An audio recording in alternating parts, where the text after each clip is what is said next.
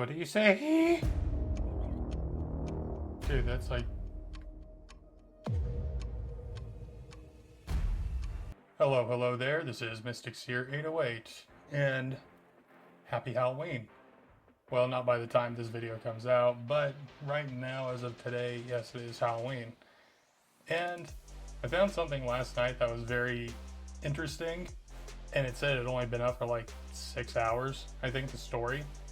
And now, I don't think this is a like older kind of story. I'm pretty sure it's something pretty new that happened in Nevada. But I wanted to look into it just because it came up on my YouTube feed while I was just browsing around last night. I watched a little bit of this at first, but I figured this really might be important, but I don't know yet, so we'll see. But anyway, video is called Unknown Object Crash Near Area 51 Fuels Cover-Up Claims. And this was on Nevada Local 8 News Now. Yeah, pretty much. I was just looking at the sponsors and the weather. But it looks like just a local channel around Nevada right there on Local News 8. So anyway, let's just check this out. I'm pretty sure this is going to be a little crazy. Maybe it won't. I'm not entirely sure. But you know what? Let's watch it anyway. You never know. And this could be a new Roswell 2025. Maybe. We'll see. Enough yapping. Let's watch. The 8 News Now investigators telling you for several weeks now about a mysterious object of unknown origin that fell from the sky and crashed just near Area 51. And tonight, the public is still in the dark. So that crash was quickly covered up, both literally and figuratively. 8 News Now Chief Investigator George Knapp thinks the official story, as told by the military, that's right, George is Knapp. false. And we are lucky because George joins us here in the studio with more on what he's now dug up. George? Well, how quickly might the government respond to a crash of an unknown object? What happened back on September 23rd on public land outside the boundary of Area 51 is a textbook example of how crash retrievals work. And to no one's surprise, pretty much everything told to the public since then is pure fiction. You can see this in F-18. Scanners and computers inside this room listen to and record radio traffic inside Area 51 round the clock. Can you do that? I'm checking that out. That's going to be cool. Maybe local only. I don't know. But we'll check it out. On the morning of September 23rd, York Arnew heard some astonishing news. Had my cup of coffee and I'm listening to Area 51 security, and all of a sudden they get very serious. Locked down the base. Arnew learned there'd been a large but totally secret air operation in the middle of the night and that something had gone wrong. So we just had an asset go down. We had an asset go down. This is Oh no. This is not Creech security. This is Area 51 security, and they. To be honest though, could just be one of theirs. Just putting it out there. Could just be one of theirs. You never really know. Could be something advanced that they don't want just crashing in somewhere remote where somebody can just, cruise on up. But you never know. Okay. We had an asset go down, and then the next thing. Yeah, clear. Also, short via line is a UAV unmanned aircraft with ordnance. It did say UAV though, so we don't know. That's interesting though, because they could have said UAP too. He picked up details about strict security measures which were implemented almost immediately. Not only was Area 51 itself locked down, but within a very short time, so too was a large swath of the Tikaboo Valley.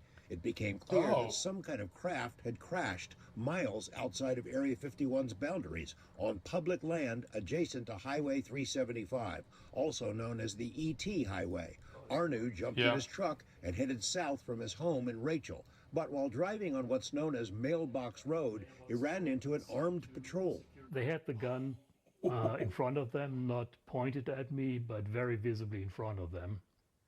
and it was clear they meant business. He backtracked and headed south on the ET Highway to Groom Lake Road, the main entrance to the base. It too was blocked off by sheriff's deputies and military security. A military helicopter with an attached basket was sitting there, presumably ready to haul out wreckage of something. A pair of porta potties suggested the team planned to. I said I thought, yeah, if you're going to be there a while, bring out the poopers. Going to be there for a while. Wow. Mature conversation. At the Little Ailey Inn in Rachel, employees were in the dark about a crash, but saw the beefed up security at closed off roads and knew something big was unfolding.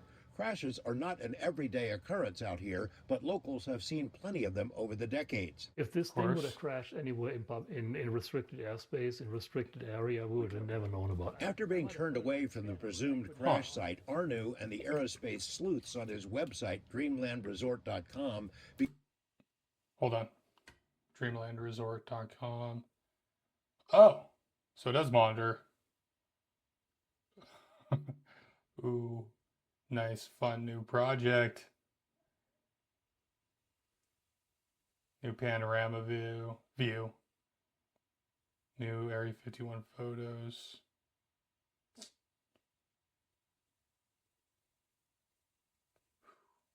That website is some work though.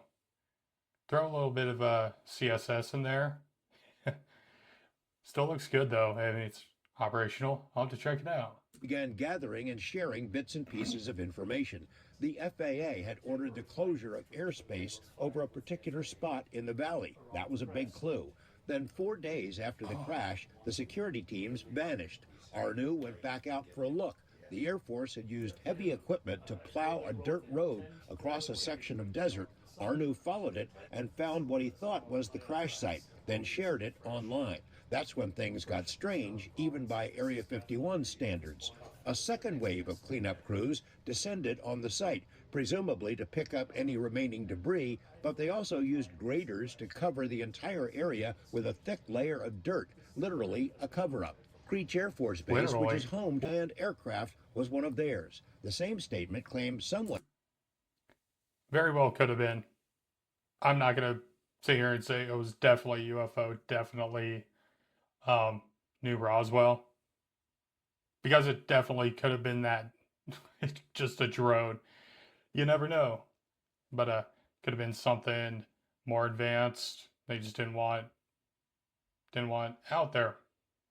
Because obviously history has told us that's where like the awesome, like what the U-2 spy plane and everything came out of Area 51. So, and now we know. But whatever.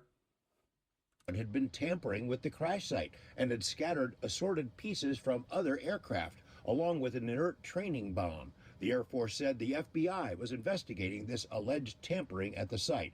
Arnu was amused but not convinced. The only thing they could get that person for is littering. Dude, that's like the same couch my dad had. Nothing to do with this. It just made me freeze. On public land. That's the story, is it came from Creech and now the FBI is investigating. You think that's bogus? That's absolutely bogus. I think that was designed to make people not go there. Arnu drove back out and realized the site he first videotaped was a staging area, not the crash site. 200 yards away, the telltale burn marks on Joshua trees indicated this was where the object slammed into the earth. Both he and another aerospace explorer found pieces of who knows what, debris that came from something other. Well, there's a 2 on that piece, so obviously, maybe. Oh, who knows? Yeah. Wouldn't that be awesome to find an alien civilization that use the same 2 that we do? I mean, you never know. Big universe. But honestly, that stuff doesn't look anything strange, like otherworldly. Than a drone, seemingly planted to confuse anyone who came looking. Of course. But they also found pieces under the dirt that are likely the real thing. I'm pretty sure that this piece came off the actual aircraft. Arnu, who was at the site of a genuine Reaper crash years earlier, says there's no way the Air Force could ever recover every piece of a crashed aircraft. So they added some dirt and sprinkled in some misdirection instead. If I were them, I would probably do just that. Yep, makes plenty of sense. I think, yeah. Or they could have come up with something way more misdirectional than that. You never know. But man, crazy.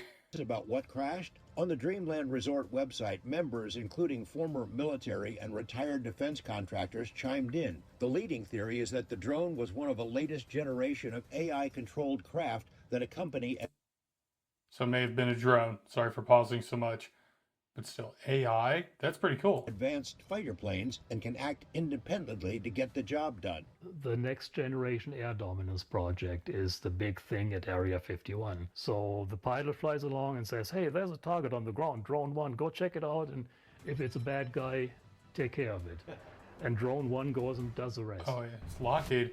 If the military wants to keep a secret about strange things that fall out of the sky, they have many tools at their disposal. Lock down the base, seal off the public land, put out a cover story, sprinkle some disinformation over the whole thing. Arnu says the middle-of-night operation that ended with the crash is one of the biggest he's ever heard of, nicknamed Black Flag. He has a good idea which hangar at the Area 51 base houses the unknown drones, but is not willing to say more. It is, after all, almost 3 years to the day since FBI agents kicked in the door of his home and carted away his computers and cameras. No charges have ever been filed. Back to you.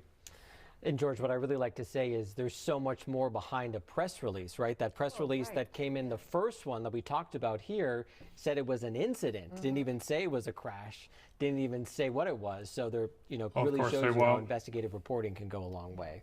Like X-Files right in our own backyard. And George wants to take Denise and I out there on a bus tour, so we are thinking of Sign us up. Hey, if you missed any of that report, Hidden Truths and High Heels with 8 News Now investigator Vanessa Murphy. and maybe George will be in those high heels one day walking backwards. Just kidding. He has a whole What do you say? What? shelf to him. Okay. So, wow, that was a pretty cool little article there. And, honestly, you never want to take these kind of stories like it was a UFO crash. You never want to say that because simply it could just be as simple as a new technology of ours. So I think that's the main takeaway from this story. And obviously, if George Knapp thinks there's any misinformation, maybe if you looked into the story more, yeah, there's very possibly something else that was strange. Like the air traffic, for example, all around that area, which, yeah, that is strange. But, you never know, guys. Honestly, you never know. For myself, before I had, seen UFOs myself and done all that, well, sort of. Early life, and then later on in life, I kind of did. But, when there was that time where I just did not pay attention to any of it, I don't know. I just didn't really have too much of a interest in figuring out if these were actual UFOs or not. I was just yeah, probably not. But now definitely. Anytime there's something crashing out there, you absolutely want to, look into that story. You never know. Even for the fact that that Geiger counter was going off, I don't think those were extremely high levels, but even crashed airplanes, even crashed drones give off a little bit of radiation, I think. Correct me if I'm wrong. But that's just cool though. You never really know what's gonna fall out of the sky. I remember I saw something a while back that I thought was maybe just a really fast airplane, because it actually looked like an airplane, or I don't want to say a missile because it kind of looked that way, but almost looked like an F-15, but it was just flying really fast, a lot quicker than normal, and it was a lot higher than normal. But it didn't move like a UFO though. It just moved like an airplane, so I don't really know what to make of it. but still, it's awesome to see George Knapp, after all this time, you know, still taking on these stories. I mean, it's too cool that he still does that. And the reason why this really intrigued me, though, was because last night, while I was at work, I was listening to Joe Rogan, Jeremy Corbell, and George Knapp. And so when I saw George Knapp kind of showed up in here, I saw George. Oh yeah, no, it was just when I watched the first like minute of the video last night. When I saw George Knapp, I was just like, oh, okay, let's check that out. But yeah, that was a cool video. Yeah, you never know what it is. You don't want to make assumptions because that'll make it sound crazy. But you know what? We're all a little crazy anyway. So what does it matter? Just say yes, say no, say maybe so. I'm on the maybe so. Maybe it was crash UFO that they cleaned right up. Maybe it was a drone. Well, I guess we won't know till later on, and I'll probably be keeping a close eye on this story from here on out. Checking out dreamland.com or dreamlandresort.com. And yeah, I'll definitely check them out. If you do, I'll leave it right here. But yeah, I think that'll be the end of this one. Pretty cool. And yeah, I guess I'll see you next time. Maybe we'll react to something else. I do actually have a video in the making right now, so I got to do a little bit of research before I film. And it's a kind of a big rabbit hole. It's also a lot of speculation, but what's that matter? I just want it to be entertaining and informative. That's all I want, right? That's all we want. But anyway, thank you. If you watched the entire thing and heard my rambling, thank you. And, you know, like, subscribe, don't panic, do all the things there. What other things? There's hit the bell, brush your teeth, look both ways. All right, that's enough. All right, see ya. Thanks.